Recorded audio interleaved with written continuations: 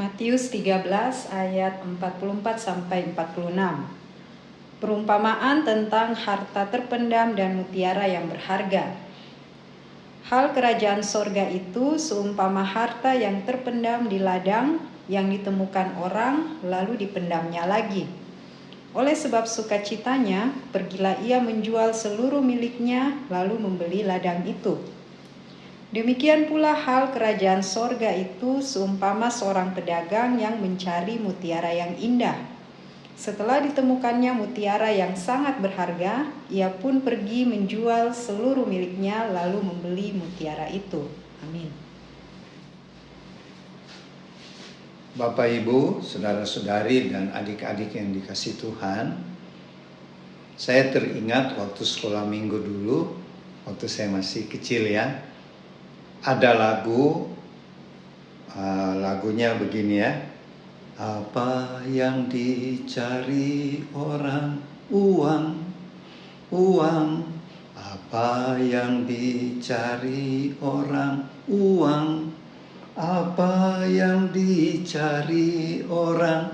Siang, malam, pagi, petang. Uang.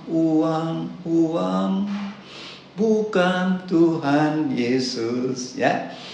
Ya, itulah lagu sekolah minggu. Sebenarnya lagu itu betul ya, yang dicari orang selalu adalah uang. Dan itu tidak salah ya, tidak salah. Yang salah menurut firman Tuhan apabila kita mencintai uang. Mencintai uang lebih dari Tuhan itu salah ya, dosa. Jadi marilah, wajar kita cari uang, bekerja, dan lain sebagainya. Tetapi yang kita prioritaskan Tuhan Yesus. Firman Tuhan berkata, carilah dulu kerajaan sorga, kerajaan Allah, dan kebenarannya, maka semuanya akan ditambahkan pada kita. Ya, Matius pasal 6 ayat 33. Jadi Bapak Ibu, saudara-saudari, adik-adik yang dikasihi Tuhan, pembacaan firman Tuhan hari ini hanya 3 ayat ya, tentang perumpamaan harta yang terpendam dan kemudian mutiara yang berharga. Perumpamaan ini Tuhan Yesus ceritakan kepada murid-muridnya untuk menjelaskan apa itu kerajaan sorga. Sekarang kalau kita tanya, apa itu kerajaan sorga? Kan bingung ya. Paling-paling kita tahu kerajaan sorga itu ada di sorga. Ya, betul juga. Dan kerajaan sorga biasanya juga disebut kerajaan Allah. Kalau kita lihat di Alkitab, ada kerajaan sorga, ada kerajaan Allah. Kalau kerajaan sorga itu menunjukkan lokasinya. Lokasinya di mana? Di sorga kan. Tetapi kalau kerajaan Allah itu artinya Tuhan Allah ya, Tuhan Yesus memerintah kehidupan seluruh manusia, baik di dunia maupun di sorga, bahkan di seluruh alam ciptaannya ini. Jadi kalau kerajaan Allah lebih luas lagi ya jangkauannya. Dan perumpamaan tentang harta yang terpendam dan mutiara yang berharga ini tentang kerajaan sorga atau kerajaan Allah. Sama ya. Di dalam cerita ini, perumpamaan ini dikisahkan bahwa ada seseorang ketika dia sedang mencangkul di ladang, di satu ladang ya, ladang ini bukan dia punya mungkin ya. Waktu dia mencangkul, dia menemukan satu peti harta ya. Dan dia buka, wah ini harta yang banyak sekali. Itu terdiri dari emas, perak, permata-permata yang mahal. Dan kemudian dia cepat-cepat memasukkan peti harta itu, dia timbun kembali, kemudian dia pergi menjual semua hartanya untuk membeli tanah yang dia dapatkan tadi, harta di dalam peti itu. Harta yang terpendam di dalam tanah. Itu ceritanya gini ya. Pada zaman Tuhan Yesus, kalau orang memiliki harta, dia bukan investasi di rumah atau lain-lain, atau dia simpan di bank, karena pada waktu itu belum ada bank ya, zamannya Tuhan Yesus. Jadi harta yang mereka punya itu, uang yang banyak yang mereka punya, mereka belikan emas, perak, perhiasan-perhiasan yang mahal, kemudian dimasukkan dalam satu peti atau guci, kemudian ditanam di ladangnya tentunya ya, di tanah miliknya, supaya aman. Sebab kalau dia simpan di rumahnya itu bisa dicuri ya oleh pencuri. Makanya zaman itu orang kalau mau menyimpan atau menyembunyikan hartanya, ditanam di ladang atau di kebun miliknya ya, supaya aman. Kemudian cerita tadi, ketika ada seseorang sedang mencangkul atau menggali dan menemukan harta ini, dia cepat-cepat menutup kembali harta itu, dia jual hartanya sendiri, semuanya baru dia beli tanah itu. Sebab secara hukum, kalau dia mau mengambil harta itu tidak boleh, karena itu milik orang lain ya. Tetapi kalau dia sudah membeli ladang atau tanah yang tempat area harta itu ditemukan, otomatis dia juga memiliki harta yang berharga yang dipendam itu, yang ditanam itu. Terus perumpamaan yang kedua tentang ada seorang pedagang, dia mencari-cari mutiara yang bagus, yang sangat mahal ya. Ketika dia menemukan mutiara itu, dia beli. Tentu dengan cara dia menjual lagi harta bendanya semuanya, baru dia membeli mutiara yang sangat mahal itu. Nah, apa arti atau maknanya perumpamaan tentang harta yang terpendam dan mutiara yang berharga ini yang Tuhan Yesus kaitkan dengan kerajaan sorga? Nah, maknanya begini ya. Bapak, Ibu, saudara-saudari, adik-adik yang dikasihi Tuhan. Seperti lagu sekolah minggu tadi, banyak orang hidupnya fokus hanya mencari uang, cari ketenaran, cari nama yang hebat ya. Tetapi sebenarnya menurut firman Tuhan, yang kita prioritaskan, yang harus kita cari yang pertama ialah kerajaan sorga, kerajaan Allah. Seperti yang ditulis di Matius 6 ayat 33. Carilah dahulu. Jadi carilah pertama-tama kerajaan Allah. Maka semua yang kita butuhkan akan diberikan, ditambahkan pada kita. Nah, ini janji firman Tuhan ya, yang diucapkan oleh Tuhan Yesus. Jadi mengenai perumpamaan tadi, bahwa sampai orang yang menemukan harta itu menjual hartanya semua, dan si pedagang juga demikian untuk membeli mutiara itu, karena sangat-sangat berharga. Dan yang Tuhan maksud dengan harta terpendam dengan mutiara itu ialah kerajaan sorga, kerajaan Allah. Jadi marilah Bapak, Ibu, saudara-saudari, adik-adik yang dikasihi Tuhan, kita praktekkan firman Tuhan ini. Kita amalkan firman Tuhan ini, yaitu setiap hari kita prioritaskan selalu mencari kerajaan Allah atau kerajaan sorga. Apa artinya itu? Yaitu kita selalu mencari Tuhan. Sebab yang punya kerajaan Allah, yang memerintah di kerajaan Allah, siapa lagi kalau bukan Tuhan Yesus ya. Jadi marilah, Tuhan Yesus menghimbau kita untuk setiap hari kita prioritas mencari Tuhan Yesus. Melalui cara apa? Yaitu dengan cara kita berdoa, kita baca firman Tuhan, kita memuji dan menyembah Tuhan. Itulah cara kita selalu mencari Tuhan. Dan contohnya dalam kehidupan sehari-hari, kita ambil contoh misalnya seseorang ya, dia secara kebetulan diajak temannya untuk pergi di satu ibadah ya. Misalnya ibadah kebaktian kebangunan rohani, ibadah KKR. Dan di ibadah itu dia menemukan kebenaran bahwa Tuhan Yesus itu adalah juru selamat, penebus hidup kita. Sehingga dia mau korbankan segala-galanya untuk mencari selalu Tuhan Yesus. Untuk mencari Tuhan Yesus dan kebenarannya.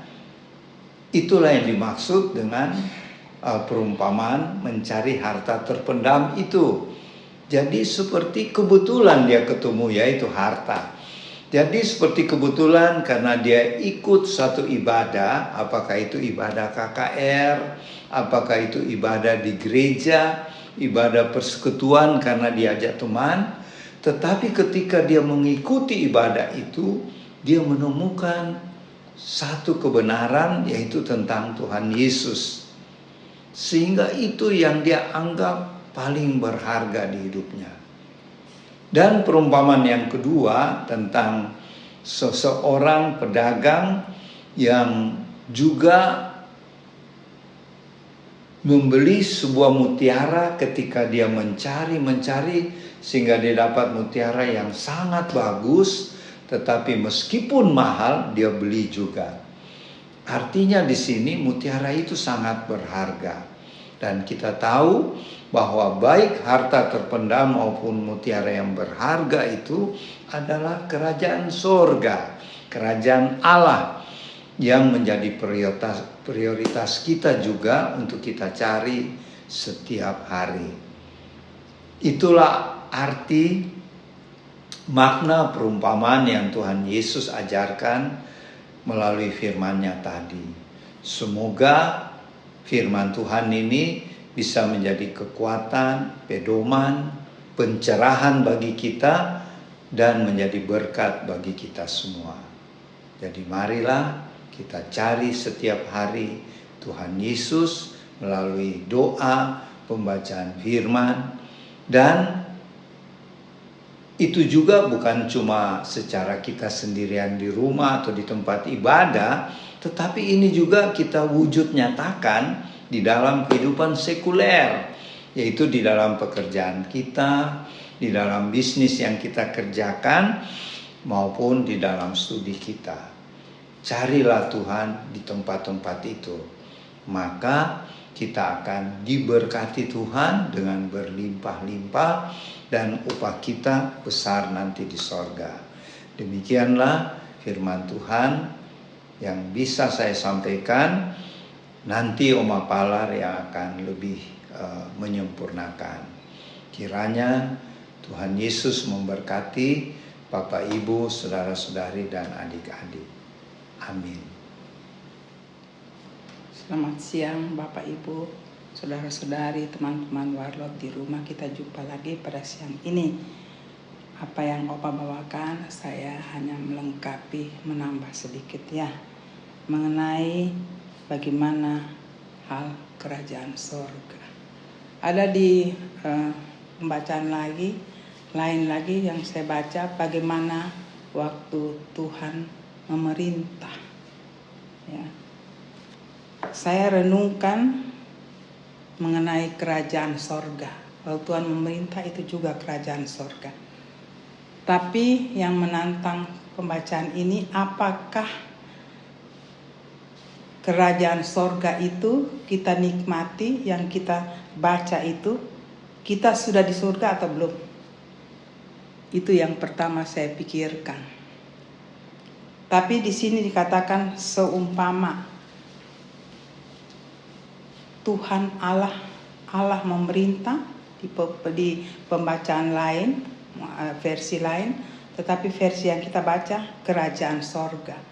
Di situ dikuasai oleh Tuhan Yesus sebagai Tuhan dan sebagai Allah.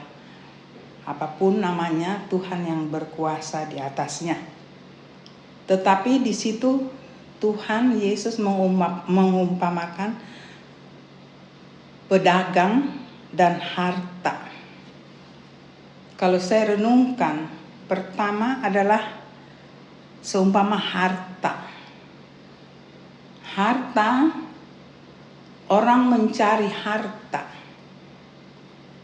Tidak ada satu hal yang seperti seorang pedagang.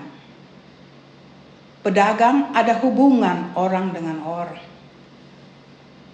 Harta, kalau dipikir lebih dalam, bisa tidak menemukan untuk mencari harta itu.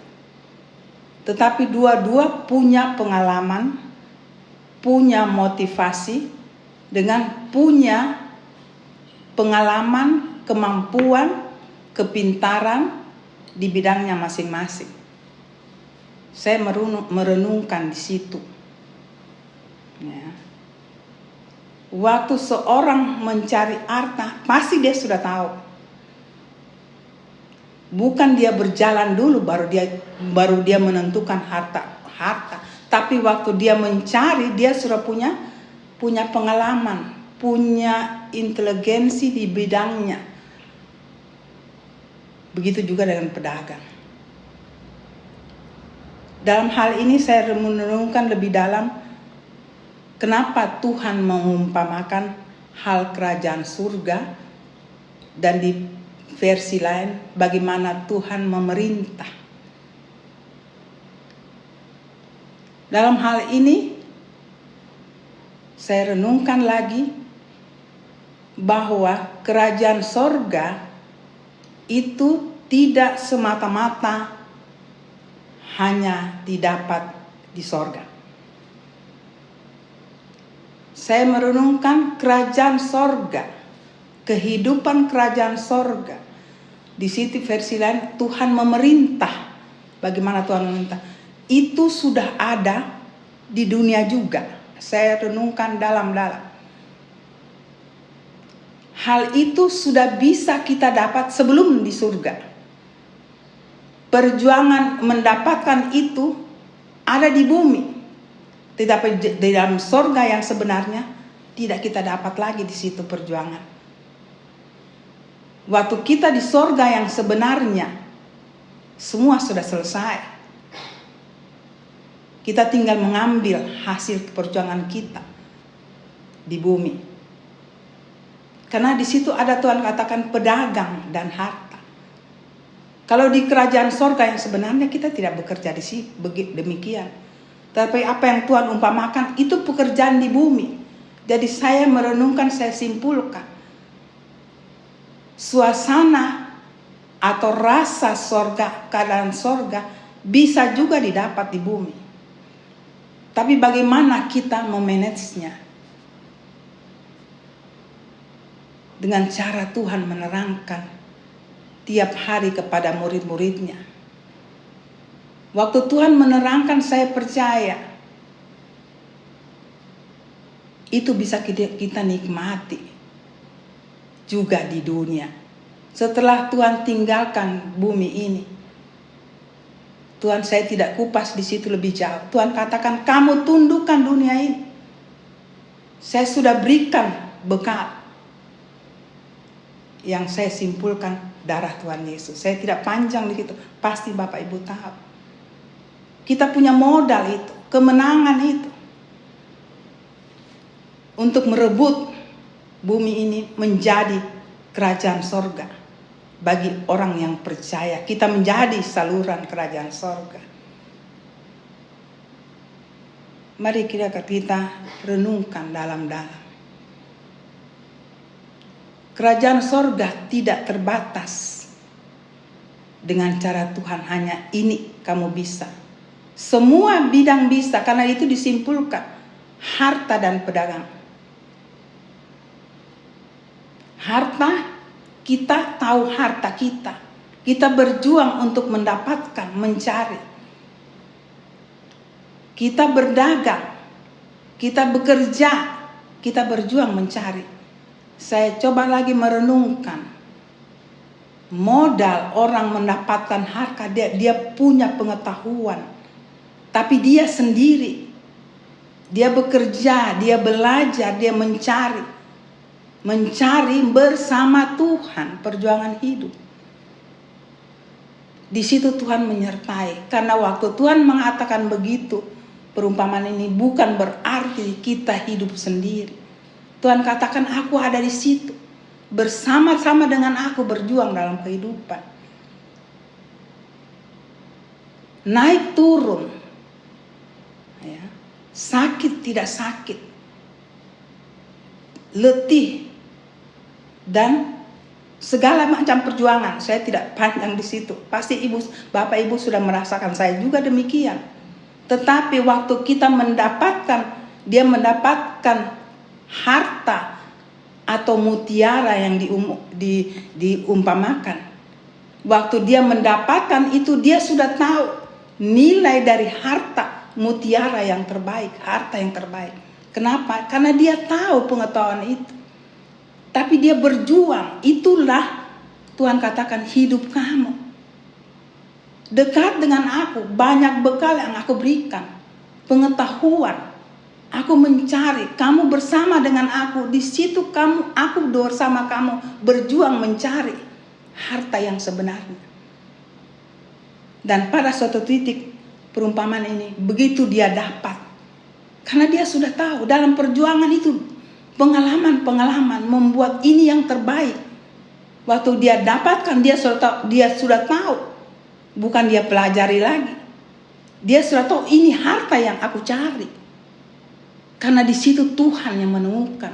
Hati Tuhan ada di kita. Kita sudah tahu itulah harta yang kamu cari. Sebegitu juga dengan pedagang. Dari satu kota, dari satu pelabuhan, dia berdagang. Pertama mencari kehidupan bersama Tuhan. Akhirnya pada satu titik, inilah mutiara yang aku cari. Yang sebenarnya aku cari. Tuhan ketemukan itu. Dua-dua bekerja. Dua-dua pekerjaan di bumi, bukan di surga. Tapi pada satu titik yang dia ketemukan harta yang terpendam dan mutiara yang terindah. Karena dia berjalan bersama Tuhan. Tuhan berikan pengalaman yang begitu indah. Pengalaman yang membawa pengetahuan itu dunia ini bersama Tuhan. Dan Tuhan akan berbicara dengan singkat. Inilah yang kamu cari. Koneknya di situ kalau kita berjalan dengan Tuhan. Tidak sia-sia Bapak Ibu. Hidup kita itulah yang sebenarnya. Kalau saya mau jabarkan setelah saya renungkan. Sebenarnya itulah hidup kita. Bukan kita di surga baru kita mencari, tidak.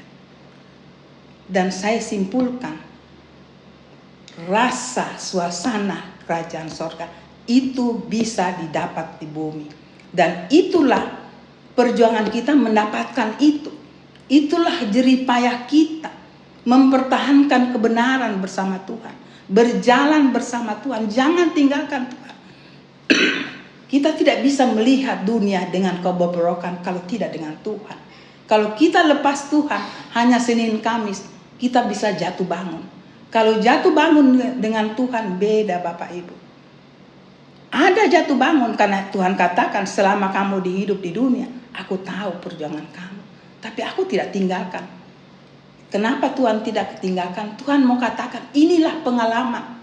Pengalaman-pengalaman inilah pada satu titik kamu akan dapat nilainya. Itulah harta atau pedagang. Kita berada di mana? Di harta yang kita terbenam kita mau cari, ataukah pedagang? Kalau saya merenungkan itulah pekerjaan kita, anak-anak Tuhan khususnya. Mari kita merenungkan lebih dalam. Semua terpendam. Dan semua waktu kita berjalan dalam mencari ini, perjuangan ini, bukan baru di dalam pekerjaan itu baru kita dapat. Tidak Bapak Ibu. Sebelum kita mencari, kita sudah kenal Tuhan. Itulah didikan yang boleh kita katakan kita dari kecil anak-anak udah dididik. Tuhan sudah dididik dengan kita bersama aku sampai pada titiknya kamu akan mendapat yang terbaik. Dan kita akan tahu bukan Tuhan yang beritahu. Tuhan berjalan dengan kita, kita tahu dunia ini. Tuhan yang memberitahu dalam pekerjaan kita. Karena kita bekalnya Tuhan. Tuhan ada di dalam kehidupan kita. Tuhan ada dalam keluarga kita. Kita berjuang, jatuh bangun, bahkan air mata. Jangan tinggalkan Tuhan, saya mau katakan Bapak Ibu. Jangan tinggalkan. Tidak akan sia-sia. Pada satu titik kita, wow, inilah yang Tuhan mau. Karena apa? Kita sudah punya bekal, punya pengetahuan dengan Tuhan. Bukan dengan dunia ini. Kita berjuang bersama Tuhan, Tuhan naikkan. Kita punya pengetahuan bersama Tuhan. Kita akan ketemukan Tuhan itu siapa dalam hidup kita. Pada titik tertentu kita tahu tanpa Tuhan kita tidak biasa, kita tidak apa-apa. Kadang-kadang kita bukan kadang-kadang, banyak sekali kesaksian demikian. Disitulah saya katakan, disitulah puncak. Kadang-kadang di situ kita sudah lelah, bahkan tangisan. Tetapi karena kita bersama Tuhan, Tuhan oke anakku, aku tahu keterbatasanmu. Tuhan yang mempertemukan di hati kita, perjuangan kita, bekerja bersama Tuhan, Tuhan yang ketemukan dengan mata jasmani kita, rohani kita. Jadi bukan Tuhan katakan simsalabim, tidak. Bisa juga begitu di dalam kita menapaki perjuangan itu. Ya. Karena dia terpendam, yang satu mencari. Kalau mau dilihat Bapak Ibu itu sulit. Sulit karena bekerja sampai mendapatkan. Tapi tidak usah kita takut, ada Tuhan di situ. Ada Tuhan di situ. Tuhan yang membimbing kita. Tuhan yang mendapatkan kita mengetahui yang terindah. Ya, karena kita berjalan bersama Dia. Pengalaman begitu banyak. Saya tidak panjang Bapak Ibu. Hal kerajaan sorga. Saya simpulkan suasana hati kita mengenai kerajaan sorga. Kita bisa nikmati waktu kita di bumi. Karena ada Tuhan. Karena Tuhan bersama kita yang menundukkan dunia ini. Dunia ini ada hartanya Tuhan. Tapi setan selalu mau menggagalkan. Kita ada di situ, teman-teman, Bapak Ibu. Kalau kita bersama Tuhan, kita bisa kalahkan dunia ini. Dan harta itu akan muncul. Mari kita tertantang dengan pembacaan perumpamaan ini. Kalau kita di bumi bisa berjuang bersama Tuhan, kita mendapatkan. Apalagi di surga, lebih lengkap Bapak Ibu. Di surga kita tidak berjuang. Kita nikmati hasil kita bersama Tuhan di bumi. Itulah yang Tuhan rindukan. Mari kita apa yang Tuhan rindukan bagi kita anak-anak Tuhan khususnya. Jangan jemu-jemu bersama Tuhan, apalagi di akhir zaman ini. Saya tidak mempanjang, saya selalu ulang-ulang, jangan lepaskan Tuhan. Apapun susahnya hidup ini, pasti Tuhan akan ketemukan yang terindah. Karena Tuhan melihat perjuangan kita tidak sia-sia. Bapak Ibu, pembacaan hari ini kita tertantang. Mari kita sambut kehidupan ini bersama Tuhan. Maka kerajaan surga yang sebenarnya, hasil kita berjuang bersama Tuhan, mendapatkan kerajaan surga, kita akan menikmati kerajaan surga bersama Tuhan yang sebenarnya. Maka kita akan sukacita. Kita korbankan kehidupan kita demi untuk membawa jiwa kepada orang lain. Hanya sampai di sini mungkin singkat, tapi saya percaya, saya doakan Bapak, Ibu, saudara-saudari, teman-teman Waro di rumah, bisa Roh Kudus akan memberikan pengalaman, pengetahuan yang lebih daripada yang kami sampaikan pada siang ini. Dan Tuhan Yesus akan melengkapi pengetahuan ini, dan dengan itu Tuhan Yesus dipermuliakan. Hanya untuk menyenangkan hatinya. Mari Bapak, Ibu, saudara-saudari, mari kita aminkan ini. Sampai Tuhan datang, kita bersukacita dengan Dia. Kita menunggu kedatangannya menjemput kita dengan hati yang pasti bersukacita, karena kebahagiaan kita adalah surga yang Tuhan siapkan. Selamat berjuang. Terima kasih. Tuhan memberkati. Kita ketemu lagi di minggu depan. Amin.